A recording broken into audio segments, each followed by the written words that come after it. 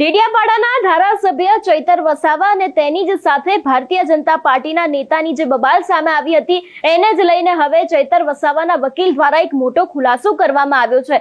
ખાસ કરીને જ્યારે તેમના વકીલ તેમને જેલની અંદર મળવા પહોંચ્યા હતા તે સમયે પોલીસે દાદાગીરી કરી હતી તેવા પણ આક્ષેપો મૂકવામાં આવ્યા છે। શું છે સમગ્ર વિષય જોઈશું આજના આ વિડીયોમાં। નમસ્કાર, હું હંસિની અને તમે જોઈ રહ્યા છો નિર્ભય ન્યૂઝ।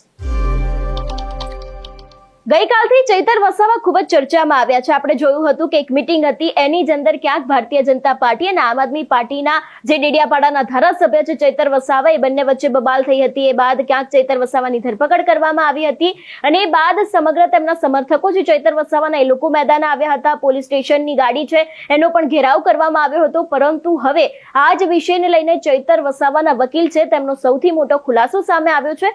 સૌથી પહેલા તો તેમને જ સાંભળીએ। બોલો સ્ટાર્ટ। અત્યારે અમે રાજપીપળા પોલીસ સ્ટેશનમાં જે ચેતરભાઈ વસાવા એમએલએને જે પોલીસ ધરપકડ કરીને લાવેલી છે, અમે એક વકીલના નાતે એમને મળવા માટે પ્રયત્ન કર્યા, પણ અહીંનું પોલીસ ખાતું એટલું નફટ છે કે અમારા વકીલનો જે કાયદો છે, અમારો જે રાઇટ્સ છે એનું ઉલ્લંઘન કરેલું છે અને અમને મળવા દીધેલા નથી। ભારતીય જનતા પાર્ટીના જે એમના આકાઓના કહ્યા પ્રમાણે આ પોલીસ ખાતું કામ કરે છે અને કાયદો વ્યવસ્થા જે જાળવતી નથી અને અત્યારે અમને મળવા દીધેલા નથી, જે ખરેખર આ ગંભીર બાબત કહેવાય। એડવોકેટ રંજનભાઈ તડવી। હું એડવોકેટ રાજેન્દ્ર તડવી। અત્યારે અમારા ક્લાયન્ટ શ્રી ચૈતરભાઈ વસાવા સાહેબ એમએલએ ડેડિયાપાડા, એમને અમે એક વકીલના નાતેથી અમે એમને મળવા આવેલા હતા। એમના પરિવાર સંબંધી અમને કહેવામાં આવ્યું હતું કે એમને ડિટેન કરેલા છે અને એમને એરેસ્ટ કરેલા છે એલસીબી રાજપીપળા પોલીસ સ્ટેશને। તો હાલ અમે એમને મળવા આવેલા હતા। આપણું ભારતનું બંધારણ પણ એવું કહે છે કે જે કંઈક લીગલ રેમેડી હોય એ આપણા જે કંઈ એરેસ્ટ પર્સન હોય એમને મળવી જોઈએ, પણ અહીંયા એવું દેખાઈ રહેલું છે કે આપણા જે બંધારણને ઉપર પર જઈને પોલીસ પોતાનું કાર્ય રહી ગઈ છે। બીએનએસએસની ધારા 338માં પણ એવું કહેવામાં આવેલું છે કે એરેસ્ટ પર્સનને એના જે રાઇટ્સ છે એ મળવા જોઈએ।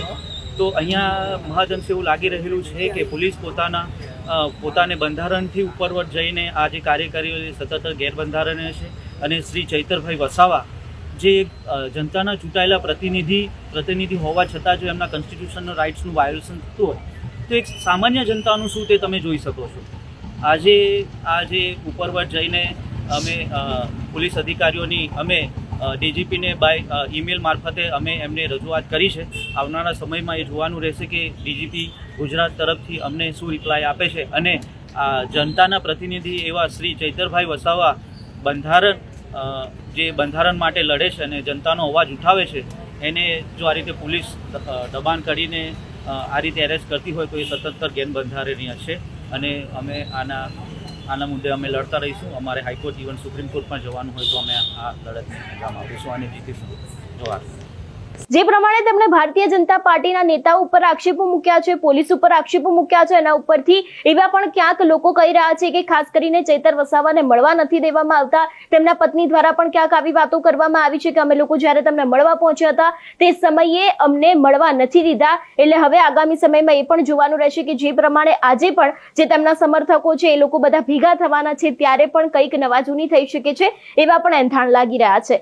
તમારું શું માનવું છે આ વિષયને લઈને અમને કમેન્ટ કરીને ચોક્કસથી જણાવજો। તેની સાથે અમારી ચેનલ નિર્ભય ન્યૂઝને લાઇક, શેર અને સબસ્ક્રાઇબ કરવાનું ભૂલશો નહીં। નમસ્કાર।